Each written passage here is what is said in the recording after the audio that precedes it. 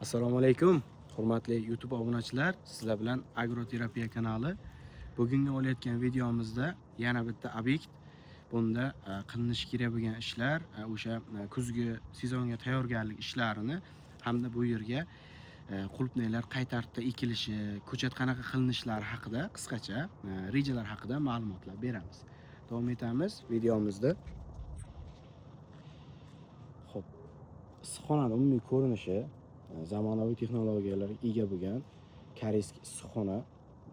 Deyarli hamma sistema apparat bilan ishlaydi. To'ri yopilgan hozir salqinlikni ta'minlab turish uchun. O'zi kun ham botay deb qoldi, lekin obyektda ham yaxshigina salqin qilib beradi. Sharoitlari yaxshi. Qishga ham yetarli sharoitlari qilingan. Ko'rib turibsizlar, radiator sistemada to'liq issiqxona isiydi. Bu yerga o'tgan yili pomidor, bodring ekilgan. Yo'q, faqat pomidor ekildi, ha, Azam aka? Pomidor ekildi. Assalomu alaykum. Assalomu alaykum. Bermabmiz aka. Issiqxonani bir tanishtiring, bu qayerda joylashgan ekan? Joylashgan joyi Samarqandda, Motor kurugida joylashganmiz. Bu yil pomidor ekkandik. Mana Og'abek bilan hamkorlikda, xudo xolasa nasib bo'lsa, qulupnay ekmoqchimiz. Xudo xolasa, ha? Qulupnaylardan nasib bo'lsa, hozir yerni haydashimiz kerak. Shu agrotexnika ishlari bor. Sizda qanaqa savollar bor aka yer tayyorlash bo'yicha? Yer tayyorlashni bir reja qilamizmi birgalikda? Albatta, mayli, reja qilsak ham bo'ladi. Xo'p, bu yer qachon pomidorlarni uzib tashladingiz oxir palagini? Aprelning boshida.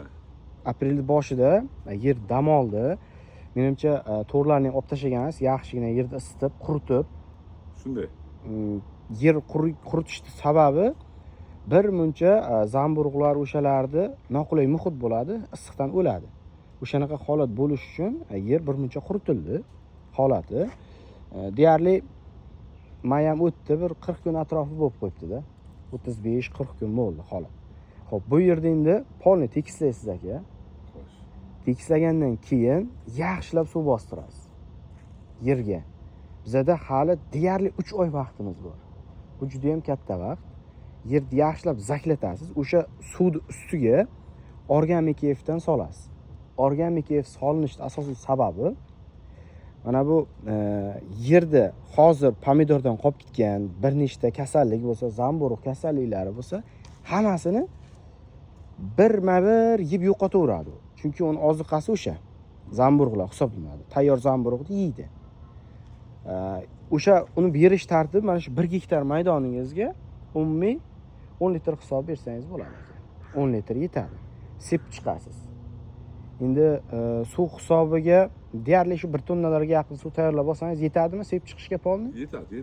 1 tonna yetadi. Bo'lmasa 1 tonna suvga o'sha 10 litr taylaysiz. Aralashtirgandan keyin karchida chiroyli qilib suvni yuzasidan urib chiqasiz. Suv bilan birgalikda yerda ichki qismiga singish kerak. Ma'qul. Bu birinchi kurash bo'ldi. Ana undan keyin yerda yengil bitta ag'darib, yerda sho'rliklar bor. Bu yerda isisi bir muncha baland. O'shaning uchun proba sifatida chetiga qulupni ham ekib qo'yganmiz. Hozir qanaqa bo'lyapti, ildizlarni ham ko'rsatamiz. Sho'rligi baland, bilasiz aka, yeringizni isinglar bilan tekshirganmiz. 4 dan balandroq chiqqan. Mana shu sho'rlarni yuvish maqsadida sidrat ekamiz bu yerga. Tariq yoki mosh ekasiz aka. Bu yerga. Sidratimiz bizga unaqa pishib ketish shart emas. Mayli, 2 oy vaqtimiz bor, plus minus yerda ag'darib, sug'orib, quritib, yana ag'darguncha yana 1 oy ketadi-da baribir. O'sha holat o'tib 2 oyning ichida sidratimiz qancha o'ssin. Sidrat ekishning asosiy maqsadi mana bu ozuqa bermaysiz unga. Yeringizda qolib ketgan ozuqalarning hammasini u o'zlashtiradi. Natijada yer toza bo'ladi, sidrat o'sadi. Yerdagi mineralni u o'zini tanasiga biriktirgandan keyin o'simlik bu organika, bilasiz. Organik molekulalarga aylantirib tashlaydi. Sidratni keyin o'rib boshqa joyga olib tashlamaymiz. Shu yerni o'ziga ag'darib, qaytadan ishlov berib beramiz. Tuprog'imiz gumusga boy bo'ladi. Yerimiz toza bo'ladi. Ana undan keyin yerda mana shuna xuddi shunaqa ko'tarma pushta shaklda qilib, xudo xolasa, qulupnayga mo'ljallab tayyorlab chiqaveramiz. Pushta iloji boricha to'rtburchak qilamiz. Tizzadan balandroq qilinadi, kamida 45 sm plus bo'ladi va mana shu yerga 65 ming tub ko'chat ekamiz, xudo xolasa. Roppa rosa 1 gektar 65 ming tup yer usulda ko'chat ekiladi. Hozir ko'chatlarning ham holatini ko'rsataylik aka. Xudo xolasa mana shu yerdan bir yaxshi daromad qilamiz aka. Nasib xudo xolasa. Xudo xolasa. Ish jarayonlarini ko'rsatib boramiz. Chunki issiqxonada hamma narsa ideal. Prosta o'sha yerda sho'rligi bizga cheklovchi omil bo'lib turibdi. Uni joyiga qo'yamiz. Birinchi bu yerga ek bo'lmaydi ham deb ko'rdik, boshqa ham qildik. Oxiri uyda ozroq ko'chat bor edi. Azam aka, qani bir chetiga eking dedik. Birinchi bu ko'chatni bu yerga ekmadingiz, a? Birinchi yo'q, o'rtaroqqa ekdik. O'rtaroqqa ekkanimizdan keyin u issiqlik qildi. Issiqlik qilgandan keyin fortichkani oldiga deb bu yerga ko'chirdik. Temperatura necha bo'lib ketdi parnikchi? Parnikda 40 gradus bo'ldi. 40 bo'lgan. O'rta markazrog'iga bu ko'chatlar ekilgan, mana shu taraflarga. Ana undan keyin aka bu issiqdan quritib qo'ymaylik, bu bunaqa issiqda ekmaymiz baribir degan maqsadda chetiga ekib ko'ring qani dedik. Mana shu chetiga olib kelib ekdik ko'chatlarni. Ko'chatni qachon ekdingiz aka?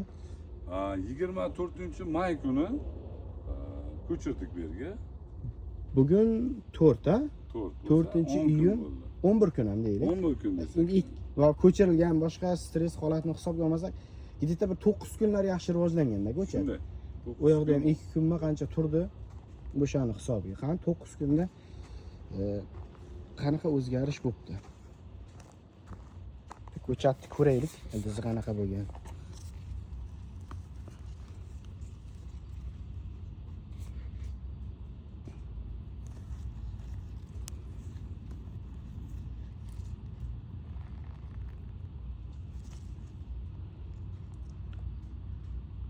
Ko'ryapsizlar mana.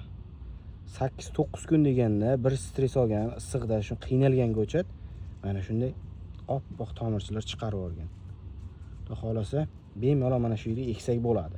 Bu Azam aka hozirgi holatida yeringizda mana pomidordan chiqqan, na dezinfeksiya, na boshqa narsa qilingan holatda ekilgan holati.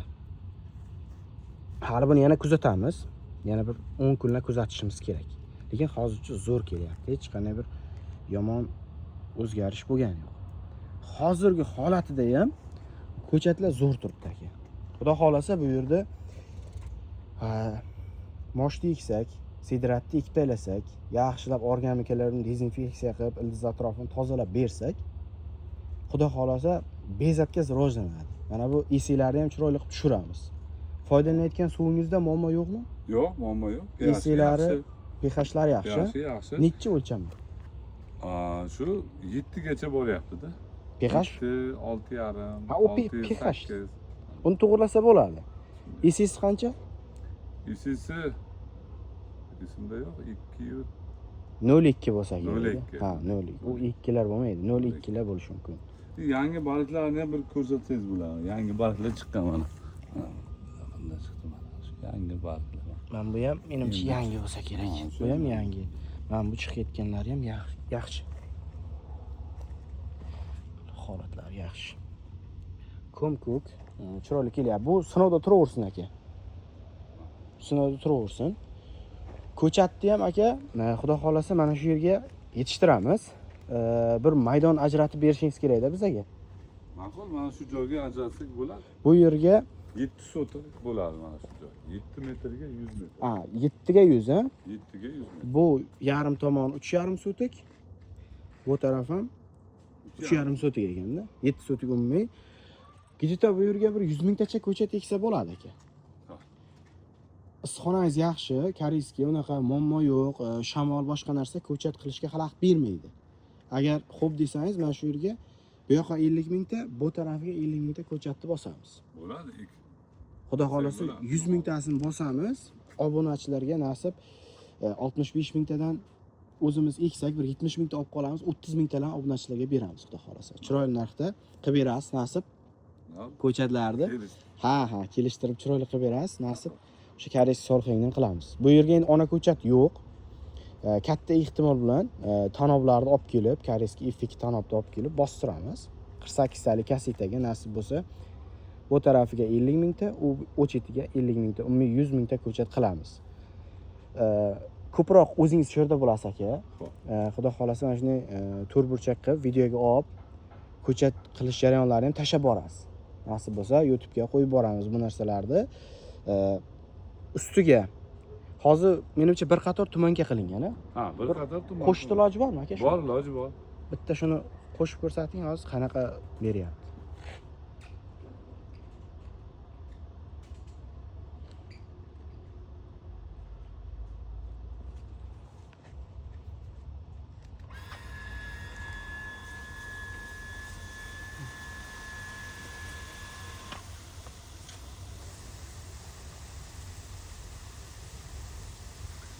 Hozir buni berayotgan nami где-то 1,5-2 metrga yoyilyapti-da aka. Lekin juda chiroyli namlab beryapti. Hozir mana termometrimizda birdan kamayadi. Ha, salqin kelgani uchun. Salqin kelgani uchun birdan gradus ham tushyapti. Juda yordami katta bo'lyapti. Bu bitta qo'yilgan-ku aka. Aha.